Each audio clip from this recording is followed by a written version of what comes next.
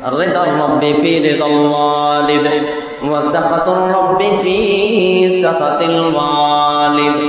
এই দুনিয়ার মানুষ জানিয়া নাও, রিদার রব্বি ফি রিদাল ওয়ালিদ, আল্লাহ তাআলা তোমার আমার উপর, তোমাদের উপর তখনই রাজি খুশি থাকে।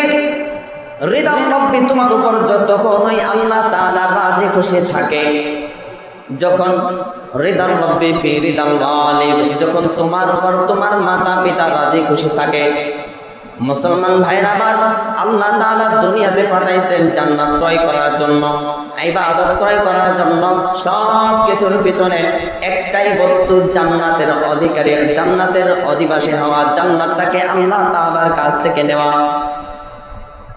আল্লাহ তাআলা যদি আমার উপর রাজি থাকেন, অবশ্যই জান্নাত আমার জন্য অবধারিত। কারণ জান্নাত তো মানুষের জন্য আল্লাহ তাআলা নিজেই বানাইছেন। এখানে আল্লাহ তাআলা বলেন আল্লাহ রাসূল বলেন রিদার রব্বি ফি রিদাল ওয়ালিদ, আল্লাহ তাআলা তখনই তোমার উপর রাজি খুশি থাকবে যখন তোমাদের মাতা পিতা তোমাদের উপর রাজি খুশি থাকে। ওয়া সাখাতুর রব্বি ফি সাখাতিল ওয়ালিদ, আল্লাহ তাআলা তখনই তোমার উপর রাজি খুশি থাকবে না যখন তোমার উপর তোমার মাতা পিতা রাজি খুশি না। এজন্য মাতা পিতার সেবা যত্ন করার দরকার আছে না নাই?